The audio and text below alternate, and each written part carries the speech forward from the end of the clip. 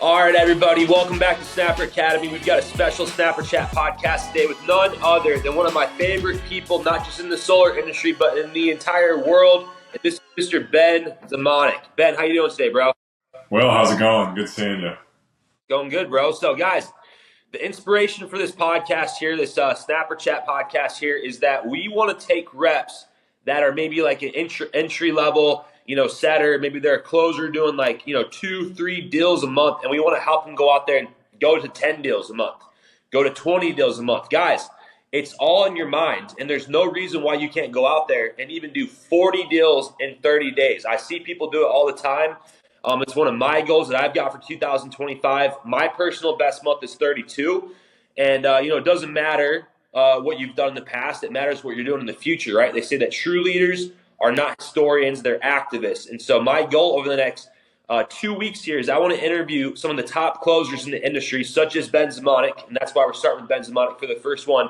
And just ask them what their best advice is to go from that, intermediate beginner, guy or girl that's doing 2 or 3 deals a month to go out there doing 10 or 20. So, Ben, if you're starting off brand new, what's your mindset to go from that point of like, all right, I'm going to go out there and get 10 or 15? Is it more like closing and focusing on your closing techniques? Is it just going out there and getting more setters? Is it the mindset? Is it being intentional about going on a blitz? What would be your best advice for somebody to be able to go from like that 2 or 3 deals, 4 or 5 deals a month to going out there and doing 10, 20, 30, 40 deals a month?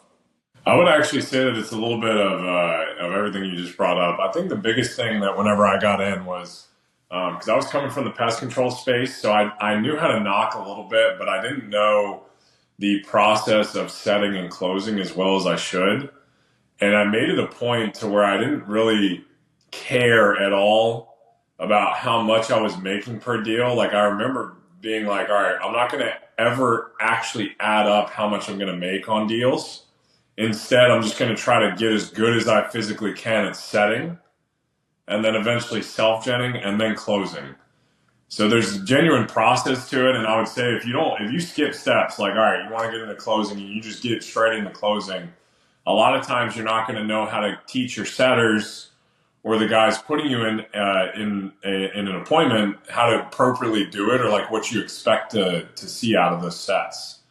So me personally, I would say like you need to focus on mastering setting first and getting good at that, like consistently getting at least 3. If you go to work, you should get 3 sets a day.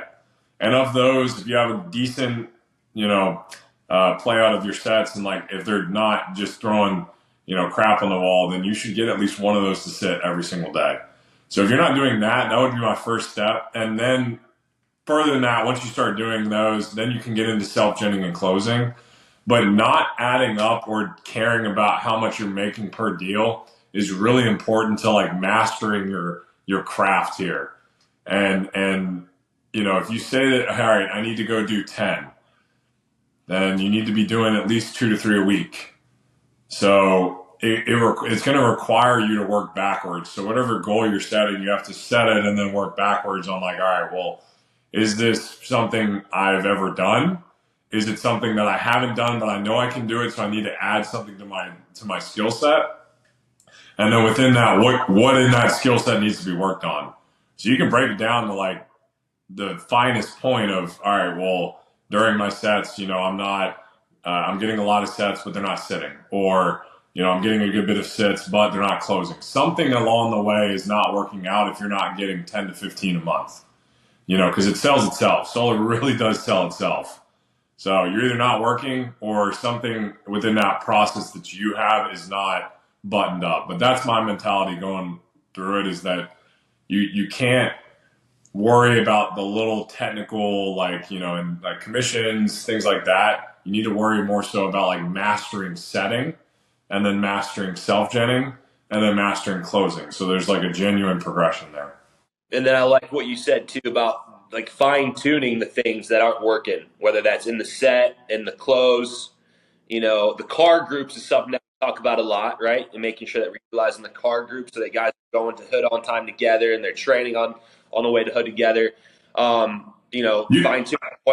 What's that? Well, I would say, to run off that, you definitely need to be around somebody that's doing it too. That is huge. So just watching how they're doing it. So like the car groups thing, being around you, it's very tough to do it on your own. You're going to have to be around somebody or a group or a team that's already doing it. So that's very important too, because then you'll pick up on stuff that they do that you may not even realize you need to do. And I mean, that's why we're interviewing you first, right? Because you're doing it. You're the team that goes out there, and when everybody's taking off, the first 2 weeks in December, you guys are going out there and putting up 80 accounts in 2 weeks, right? And Yeah. it's like, you say that they're doing that. Nobody, right? We're doing that. And so, if anybody wants to be a part of a team like that, it's like, hey, like the door's open. Like we're looking for people to come out here and be a part of this too. That's why we're doing this podcast.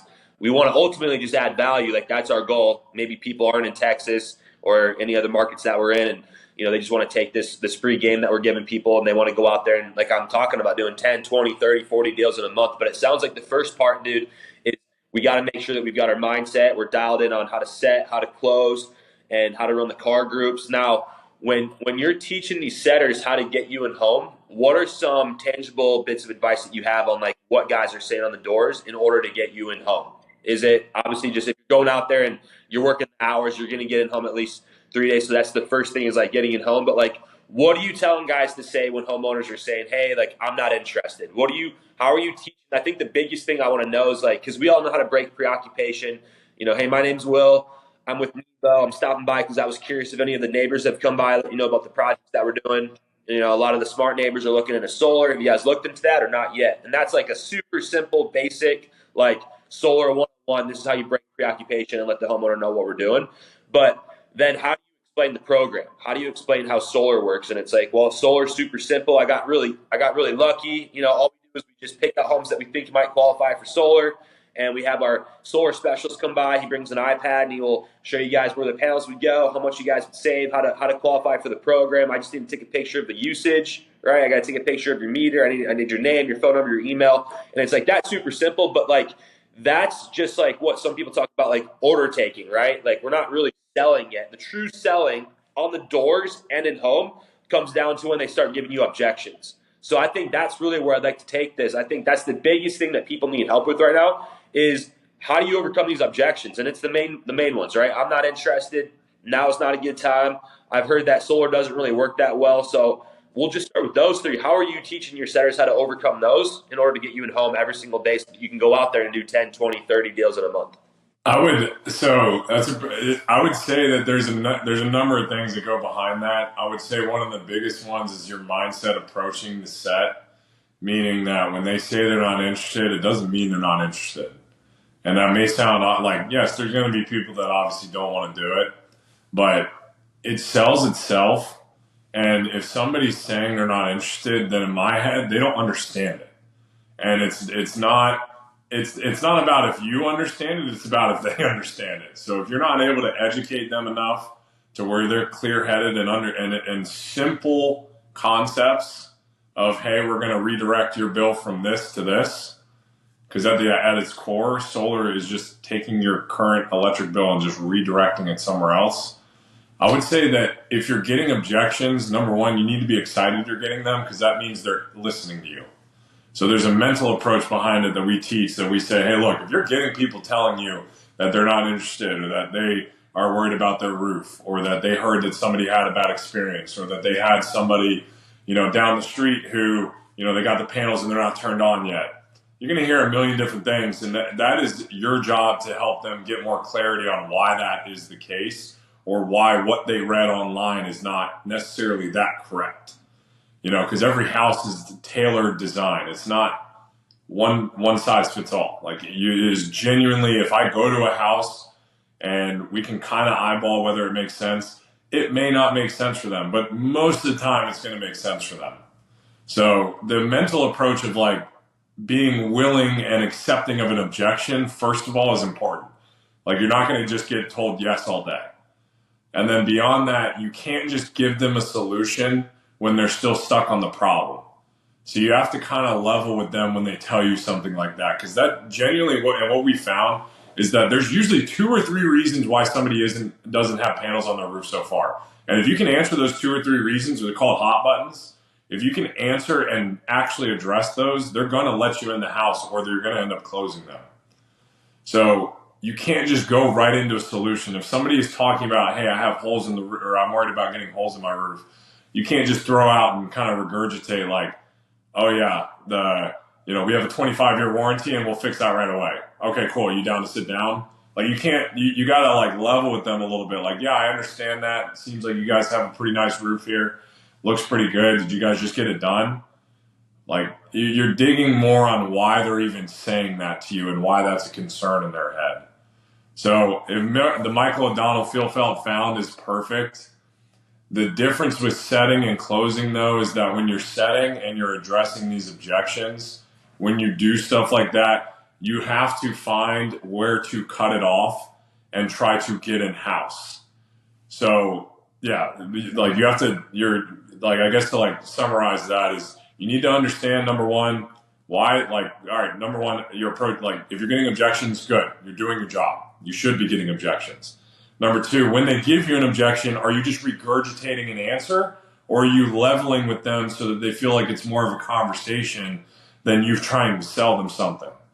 Because we're genuinely problem solving here. They have a problem, and you're presenting a solution, and then they walk right into it. So then when you hear an issue or an objection, are you hearing them, acknowledging you heard them, and then offering a tiny bit of a solution? And then are you cutting it to where you're like, all right, now I'm trying to transition into house. So it's like dangling the carrot. So what I normally run into and why people get brushed off is honestly because they hear an objection and they would just regurgitate an answer. And they're not like, then the homeowner just is like, it's a sales wall. Even if you told them a good answer or they actually believed what you were saying, they're not going to let you in to like sit down for an appointment because it's too quick. It's almost too quick. How is it possible that if I'm a 40, 50-year-old, homeowner and I have a family and some, young guy or girl comes up to my door and tells me about something that I've never heard of before, or I've only heard negative things about, and they just regurgitate saying that, oh yeah, you'll be fine, we'll actually warranty that, then why doesn't every house have it? Genuinely, why does every house, in my head, I'm thinking, why does every single homeowner not have this? And a lot of them, it's because they don't understand 2 or 3 things. They usually don't care about everything. They just care about like 2 or 3 genuine objections. And if you can overcome those on the door to the point where you can get somebody to transition into house, you're golden. But a lot of times people just try to regurgitate a bunch of info. They info dump, and the homeowner's just sitting there not even really listening to what they're saying because they're so like, it's so salesy. So, like, for example, yeah, I'm not interested. Okay, well, this isn't for everybody. I actually just came by just to see if this was going to make sense for you guys. I don't know yet. I couldn't tell you right off the bat here. Do you know anybody that's had it? Have you been in here? Have you been living here for a while? And so I'm unpacking that a little bit more and getting them to start talking to me about why they're not interested or why they care so much about their roof or why they wouldn't want to pay a cheaper electric bill, or why they wouldn't want a levelized payment that doesn't change and just stays fixed. There's a number of things. So that's my approach, and that's what we teach on is that, like, be patient, hear the objection, grab it, kind of like digest it a little bit, get them to understand that you can level with them. And then if you can present them a tiny bit of that solution and then try to transition a closer in, you're going to be golden on the setting side. As a self-generator, obviously your goal is to get in and unpack all that at the table. No, I love everything that you just said, Ben. And my big question for you would be, at what point do you walk away from the sale? Obviously, our time's super right? Like, I've been there where, hey, 30 seconds. If he gives me 2, 3 objections, I'm out. But I've also spent 30 minutes with the homeowner that I was for sure was a sale, and then it ended up being not a waste of time, but from the perspective of, like, it wasn't a sale, it was a waste of time, right? So at what point do you walk away from a situation like that? If you have to have a qualifying process. Once you get enough of this, like, yeah, you pretty, like, I usually can tell within the first like 30 seconds whether that person is gonna be open to this or not. It's all body language. So, and that's hard when a setter doesn't even know the pitch or doesn't even know how to handle an objection 6 different ways. It's hard to sit there and read body language if you aren't completely front, forwards, backwards, side to side understanding of the pitch. And if you don't have 3+ answers to every single objection, you can't get to reading body language. It's impossible because you're still sitting there debating on what to say. And you're still thinking about what you're saying. I'm not going out there thinking about what I'm saying. I'm just watching how they're responding to what I'm saying. Because I've said it 1,000+ times. And I've hit thousands and tens of thousands of doors doing it. But my qualification process is eye contact, and if they ask me a question. If they're watching me and like agreeing with me and like engaged with me, and if they ask a question, that means they're interested. That means they're intrigued with what I have to say. Obviously, credit score is big, and of course, timing. You know, if they have enough time to sit down that day or like figuring out their schedule. But qualifying on the door is watching how they're responding to what you're saying. And if it's like an immediate, like hard no, and I go through like 2 or 3 more things, and they're still like no, like I'm just gonna walk away from that one. So, when you're first starting out, or if you're new, you need to go rounds with them to figure out how far you can go, just to see if you can like get to their real objection that they're not telling you. So, but when you're getting more experience, it's all body language. Is the homeowner sitting there behind the door kind of like half cracked? Am I getting them out of the house? Are we walking to the meter? Are they pointing stuff out about their roof? Are they asking questions? Are they engaging me? Are they agreeing with me? Are they glossy-eyed and just kind of looking past me? Are they distracted because they got dogs barking their head off in the background, so they're like not even really paying attention to what I'm saying? Are they moving towards me? Like, are they leaning against the wall? All those kinds of things. So I'm digesting all of that while I'm pitching, and within the first 30 seconds, like if I can't get them to open up and like show me some like positive body language, which is like eye contact, smiling, agreeing with me, just like it sounds so simple, but it's like that is very important, because if somebody's standing there and they're stonewalling me and I'm not getting anything out of them, my first go-to is to put something in their hand. If I can get something in their hand or direct their attention towards something physical, whether that's my phone or a slick, that's how you can get them to unravel a little bit and open up. If they're still kind of like shut off from that and they're not really paying attention, then I'm going to go to where I'm asking them a couple questions to see if they're like even listening to what I'm saying. That's what I do personally, is I'll throw out like a random question like in the middle of my pitch just to see if they're listening to what I'm saying. And then if they're not, I realize that, hey, I need to engage them more. Obviously, they're not paying attention to anything I'm saying. So we can go down the whole body language route, but that's like eye contact, head nods with me, smiling with, like agreeing with what I'm saying, standing next to me, like paying attention to what I'm saying, and all that. It goes into like how I'm qualifying it. No, I couldn't have said it better, bro. And I heard you say something in there too when I asked that question about these guys starting off brand new, whether they've been in it for a month, 2 months, 3 months. They don't even know the presentation yet, so how do we expect them to know about body language? But you're going to teach them, right, how to like overcome every single objection 5 or 6 different ways.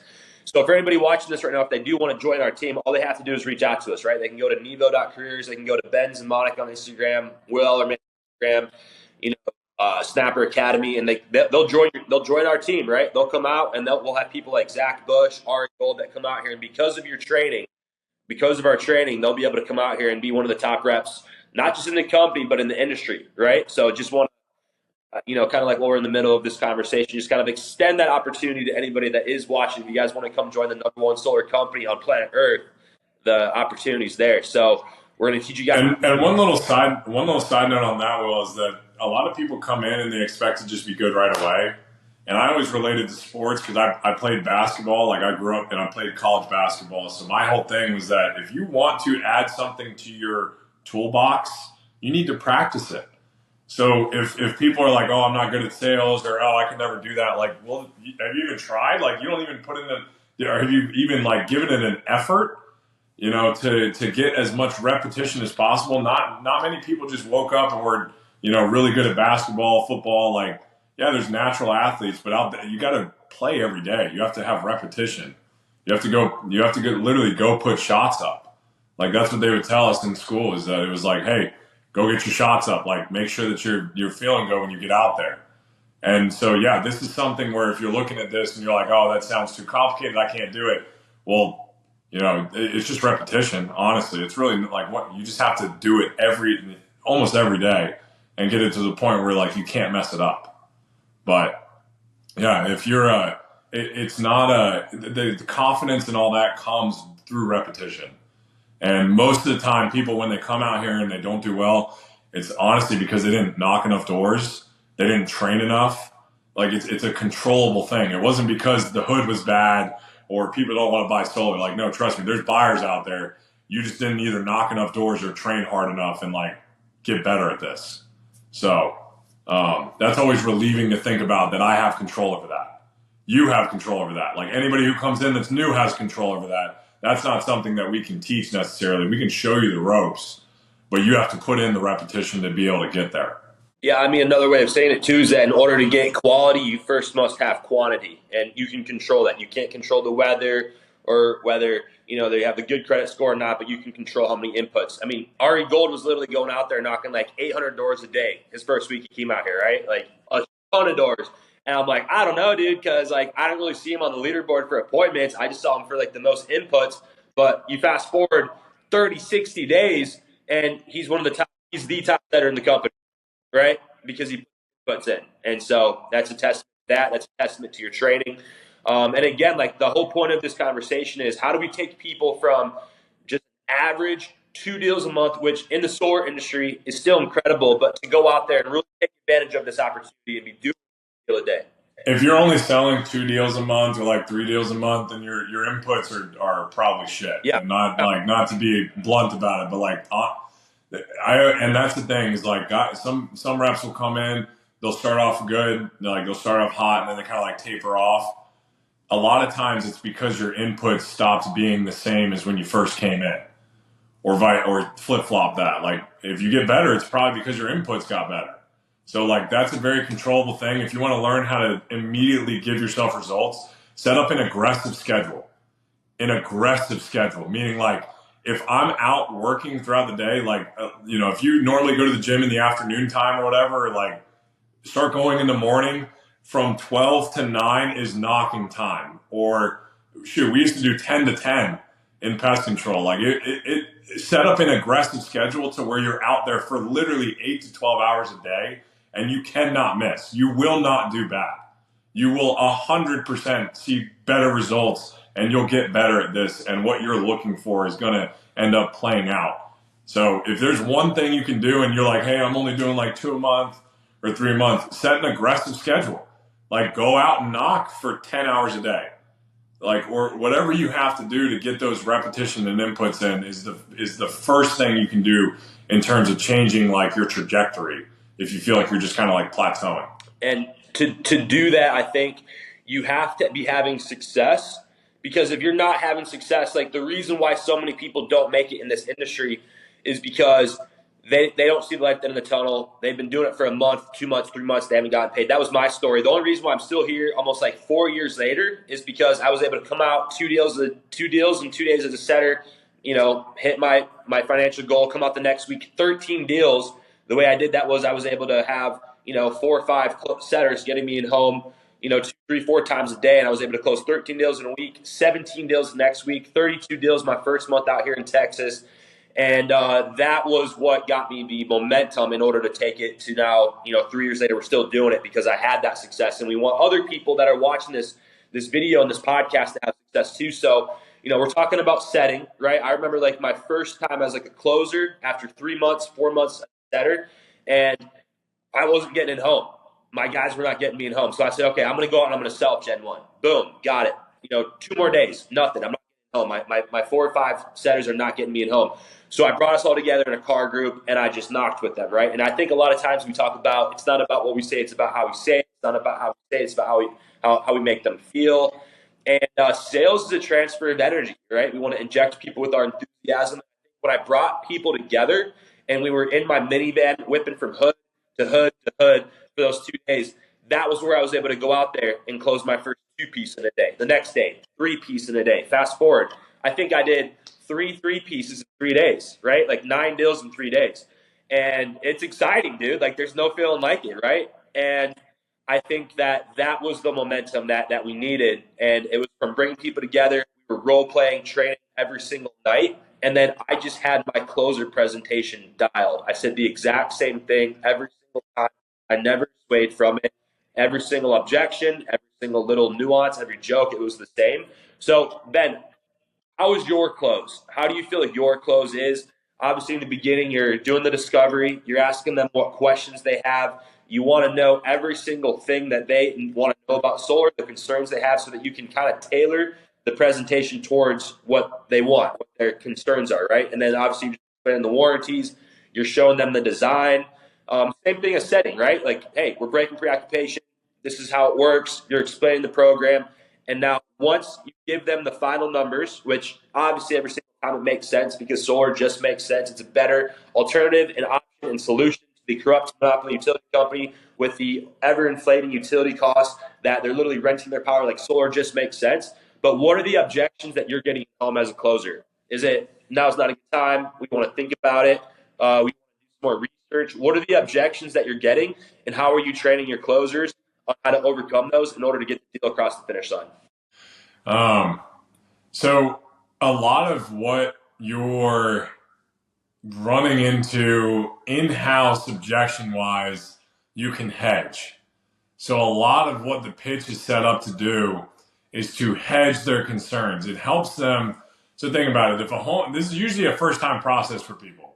It's not a second time. Like it's usually first time they're going through it. They want to know what they don't know.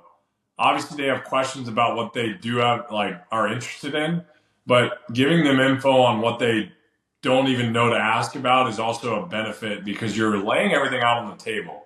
So the pitch is set up and structured so that you're basically just hedging things so that you don't get objections at the end. Normally with my closes, people ask, and once I'm done, like presenting, once we get down to it and they agree, like numbers look good, they usually ask like, all right, well, what's the next steps? So if you're doing things appropriately in your presentation, you should get asked most of the time, over 50% of the time, like what are the next steps if you're doing things right. So you actually shouldn't run into objections. If you are, it's because you didn't cover them up front in your presentation. And you can structure that. So I guess not to go through like every bit of the close, but the first thing you have to do is get your discovery phase. So like I normally go in there, I build some rapport, and then I'm asking them questions to have them tell me how to sell them. Meaning when you go to a doctor's appointment, I remember hearing this from Danny Pesky, there's a shout out to him right now. And just in, solar training, when you go to a doctor's appointment, you're not sitting there, being told from the doctor what to do right away. They're asking you questions. So you get asked those questions, they kind of whittle their way into figuring out what to diagnose you with, and then they give you the solution. So you need a really clear picture on what the problem is that they see as the problem, and then you are offering a solution to that problem because there's a lot of different things for solar that make sense, but most of the time, like I said earlier, there's only 2 or 3 that they really care about, and the rest is just bonus. Same thing in pest control when I used to sell that. If somebody tells you they have ants in the kitchen, do not talk about spiders. You don't sell them on spiders. You're selling them solely on ants in the kitchen. And then the rest of the service or solution is just a bonus. So if you set it up correctly, your discovery phase should give you the blueprint on how to sell them and what points in your presentation are very important to emphasize and make sure they understand so that by the time you get to the numbers, they're cool with it. So if you set it up that way, which obviously is what we teach all our closers to do, it makes it honestly a lot easier. Then you're not really even closing. You're just making sure that you're answering the questions they told you they were concerned about up front in your discovery phase. And then you're just laying that out to them in the presentation so that by the time you roll around to it, they're cool with everything. But that's important, is that understanding how to diagnose what they're dealing with and diagnosing their problems early and in the beginning. Another part of it is expectations. So having the expectation that they're going to end up making the decision today, that's important. I know some people set it up to where they two-tap. That can work. I've heard good things about that too. Us personally, like, I like going in there, setting the tone of like, hey, look, like, I'm going to educate you on everything you need to know. I am going to expect you to answer at the end of this, either a yes or no. I don't care which one it is. I'm a big guy. I can handle no, but I just am going to ask you to make a decision at the end of this. So I'm going to educate you on everything you need to know right now. That's important. So like having good expectations, a good discovery phase, and then the presentation honestly is pretty simple. Once you figure out what they need to know, like it's usually the same thing. You just need to know what to emphasize so that by the end of it, once you get into it, they feel comfortable saying yes. A lot of times if you are getting objections at the end, you didn't explain something correctly. You might have explained it, but like you didn't like make sure that they understand it before moving on. You might have moved too quick. They may have some more questions that come about because you dive into one, meaning like if they have an objection about, the placement of the panels and it only makes sense to have them, the panels placed on certain areas of the roof, that may unpack some more questions for them that they start digging into. So, and at that point, that's not really even an objection. So I wouldn't even call it that. That's just more like a buy-in question. So I would actually take those are like, all right, well, I'm ready to do this. I just need to know like the finite details a little bit better. And then I'm ready to go. But at that point, you've done 95% of the work. They just need that little 5% push. So point being, you should not be getting objections by the end of it. Like once you're done, it should only be buy-in questions that are very detailed based on what you've already told them. Other than that, they should most of the time, like they should sit there and be like, all right, how do we do this? Well said. Now, I think the last question I would have for you before we wrap this up is, how do you train on the intricacies of trying to figure out which financer they should go with? There's a bunch of different options. How to explain the battery program that's bundled in with the solar now, especially as we're going to 2025. Is it something where if I'm brand new, if I've only ever really just, sold like one product, what's the best advice that you have for people so that they can truly become a solar expert on how to just figure out what financer to use, how to explain the battery program, how to figure out which rate, which term, what are the best advices that you have for that? So I would say battery, not to get into batteries too much. That can be very muddy if you confuse them. I would say I don't necessarily like we have certain financiers that you can use, and it's like a double-edged sword because then you have the option to choose, but like it's so simple. Like solar needs to be a very simple process, and that the amount of options and tools you can use to basically get a very similar or if not same result, that's where for me it's more. I mean, number one, if they can't qualify for one, obviously that's a no-go. I have to kind of pivot and move towards a different one. But it's more so a question of like usually loan versus PPA. Personally, that's usually what I ask myself. The batteries is definitely something I get into at the end. I maybe in my discovery phase, I'll try to figure out if they are interested in backup power. But it's more so whether they are more fitting for the PPA and a loan. And that usually breaks down to like, are they eligible for the tax credit? Are they planning on, making a bunch of changes to the house? Are they adding more usage to their house? Are they making it more efficient? So things like that. I wouldn't say it's more so with the actual financiers. I would say it's more so whether they're wanting to do a PPA or a loan. And you can present that in certain ways to where they kind of like funnel themselves into it just based on what they want. If a homeowner is talking big on they want more tax benefits, obviously that's a loan. If they're really big on that, they're like, hey, I heard you can get a bunch of money back from the government, federal tax, income taxes, like things like that. That's when I'm talking strictly loan. PPA or like a lease option is usually very common for people that, are not even just like trying to save money, but PPAs are just so simple. Like they're so easy. They're basically in a PPA already. You're just adding solar panels to their house. So that one I have found is a lot easier to explain, and doesn't need as much detail as a loan does, because the PPA is like basically what they're in already, but they have panels. So I wouldn't say it's more so a question of like financiers. If they can't qualify for one, I'm going to have to obviously see if we can pivot and use a different one. But that's an interesting question, because you can hedge that and you can figure out kind of what their credit is looking like, what their income's like, what their tax liability is looking like anyways in the beginning before you even get into anything. So normally I've learned to ask those kinds of questions about, like what their credit score is sitting at already, what their household income roughly is, not to get like too into the thick of that, but if they're planning on making a bunch of adjustments to the house, are they planning on having more kids? Are they planning on throwing in a pool, another AC, are they replacing the AC unit? Things like that I can figure out like, all right, well, maybe the PPA is going to make more sense there, or maybe the loan would.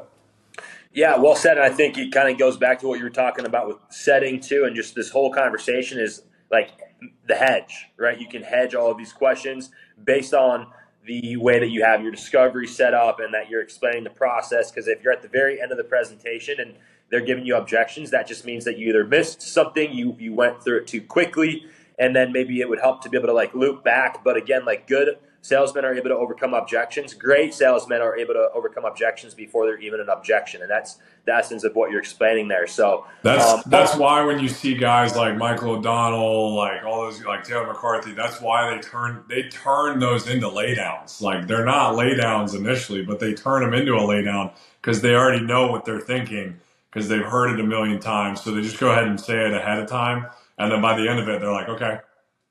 Like, yeah, sure. So that, like, when you see a lay down, it's usually not a lay down. It's usually that person probably was not just like waking up, hey, I'm down to get solar today. Most of the time you have to walk, like you're pitching that. And then, once you get an understanding of what people are objecting with and what they care about, then you just go ahead and add that into your pitch ahead of time. It'll make lay downs for you.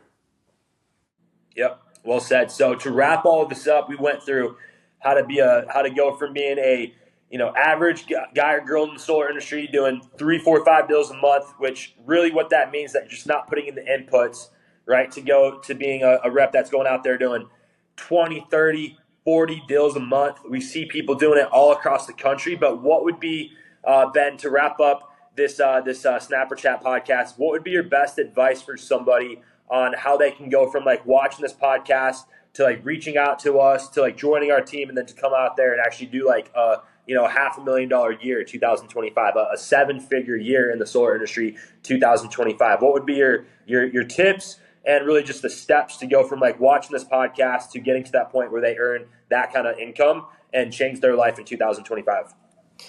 I would say, so number one, if you're sitting here thinking like, I want to get in on this, and you don't know why you haven't, or you're somewhere that you don't like being, the longer you spend in that space, in that mental space, is way worse for you than just not taking an opportunity.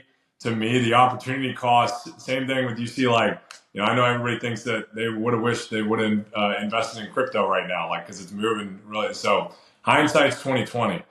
If you're sitting there and you have any doubts of like where you're at or like what you're doing, it's better to try it and not do well or fail than to just not do it at all. And I'm saying that because the stuff you learn through failure and like getting reps in on a skill set that is going to carry with you for the rest of your life is always worth the time. So this is the skill set. Even if you come out and like you don't even do as well, you're going to learn a lot more. You're going to meet a ton of people, and you're going to end up having a much broader mindset on what you think is possible. And that is worth it 10 times out of 10. Even if you're only out here for a week, a month, a year, it doesn't matter. It's better than sitting on your ass. And that's something that I'm very passionate about, as you can tell. Like, I am very big, because I felt like for a good portion of my years, I was sitting there just kind of watching other people doing their thing. And I'm like, well, why am I not playing? Why am I sitting on the bench when I literally could be a player out there? It's based on whether I want to go work or not, or if I'm willing to go put in the work and the time. So that's my biggest advice. If you're sitting there feeling like, hey, yeah, I'm not where I need to be financially, income wise, I'm not around the right people that push me and help me compete every day. I'm not getting new ideas. I'm not like going after something new on, and not even like a monthly basis, but just overall each year. Like, are you going after, do you have goals? Like, do you have any direction? Then this is worth reaching out to, because we'll teach you how to get in that vehicle and start setting up those systems within your own life to then get to where you need to go. And it may not be in solar, it may be in something else, but this is a really good way to build that skill set and then apply it towards something else. Or like what I'm doing, same with you, Will, a lot of other people, it's proven to be the main source of income for all of us, that you can then use that money and, build real estate. You can go start your own business. You can go, I don't know. Even some guys would go invest in a really expensive spot in a cool city and just start networking. Like, you can figure out how to spend that money, but you got to learn how to make it first. You can't be involved if you don't know how to make money, and you don't know how to, and within that, if you don't know how to sell, if you don't know how to network, like communicate with other people. That is a skill set, no matter what area or field of expertise you're in, that will have a high return by learning how to do. So that's where I stand on it. And I think if you are looking at this and this is something that you're somewhat interested in, what is it going to do if you reach out? What's the worst thing that can happen? You come try it, you fail, and then you go back to doing what you've been doing. We might even make you better at what you used to do if you go back. There's no loss here. Okay, so that's how I've seen it, and I encourage others too, because I've seen other people kind of sit on the sidelines for a while. Why are you not a player? Be a player. And if you don't know, how to play, go hang around players, and then they'll teach you how to do it. And you'd be surprised how many people are a lot more willing to help you, because they needed that help too. I've had help. I know Will's had help. Every single person that's done well or is making over $500,000-$600,000 a year has had some type of assistance or guidance. And if you're lacking that, this is where you get that guidance to then use that as you want. Dude, well said. And I'm fired up. Just like Michael O'Donnell says, get off your ass and go knock doors. This is the best industry to possibly be in. I mean, I like what you said too about like the hindsight's 2020, but the reality of it is this: I could literally have 0 rental properties right now, and 2 years from now, I could have $2 million invested into like 40 units that are paying me $250,000 a year. I could know nothing about crypto today, and I could hear from somebody like Sam Jones or Kerry talking about XRP, and like I could have $100 million in crypto like 2-3 years from now, right? So it's just like you have to take action, guys. The reality of it is this: the top rep maybe has not even joined our company yet, and it could be you guys watching this video right now. So like reach out, be a part of it, like Ben was talking about. Don't be on the sideline, be a player. We've got a lot of people going out there this year that have huge, massive goals. We're talking about like not just like, making like what some people think is impossible to make in like, 10 years, but like we have people this year that are going to be able to earn what maybe the average American is going to make over the next 30 years. And that's why we say that the solar industry is the best possible industry that we could possibly be a part of. You can genuinely, like Sterling says, change your stars if you just do this for the next 2 years. And guys, we couldn't possibly be more excited. We just want to add more value. We couldn't have gone through everything on this short podcast, but if you guys reach out, when you reach out, Ben and I are going to give you guys all the sauce on exactly how to set, how to close, how to build your team, how to go out there, and how to truly hit all of your goals that you guys have. But just know, like, you guys probably aren't even thinking big enough, and that is our goal, is to help you guys think bigger. The network that we do have here at Nebo is incredible. We've got people that literally worked with Elon Musk, people that worked with people that are the most wealthiest people in the world, and you're a product of your environment. And so if you feel like you're a big fish in a small pond, we want to really encourage you guys and challenge you guys to reach out to be a part of our team. And if not, take this free game, take this free knowledge, go out there in whatever industry that you're in, and go out there and hit your goals. And I love what Ben said too. Like, we might even help you guys be better at what you used to do. And that is the truth. And guys, we love the solar industry. We love our team. We love everybody that's a part of this community with us. And so, guys, thank you so much for watching another Snapper Chat podcast with none other than Ben Zemonek, one of the greatest leaders in the solar industry. You guys are going to see what he does 2025, and it's going to be incredible. And so, Ben, bring us home, bro. Any last words for everybody watching? And bring us home, bro. Let's go, baby. We're recruiting more mustaches to this space. So we need some more hair. We got the facial hair going on. I need some more mustaches that I see around in the solar space. But really pumped for anybody that's listening to this. If you feel like you're called towards something bigger and greater in your life, I promise you this is a way to get closer to that. I don't know how close you're going to get. It's up to you how far you go. So yes, if you're sitting there and you're like, hey, I need to get involved. I want to get connected and like figure out how to plug in. That's what we're here for. All right. We're here to help people grow. This business and solar as a concept is here to stay. It is not going anywhere, but you only have so much time in your life. It's a lot shorter time frame in your life than you realize. So taking advantage of it is very, very key. You do not have that much time. I wish somebody would have told me that when I was younger, even years ago. You do not have time. And the more time you spend thinking about it and waiting, the less time you have to actually go out and achieve. Well said. All right, guys, thank you so much for watching another episode of Snapper Chats with Ben Zemonek. We'll have the couple links in the description here. And until then, guys, we'll see you in the next one. Peace.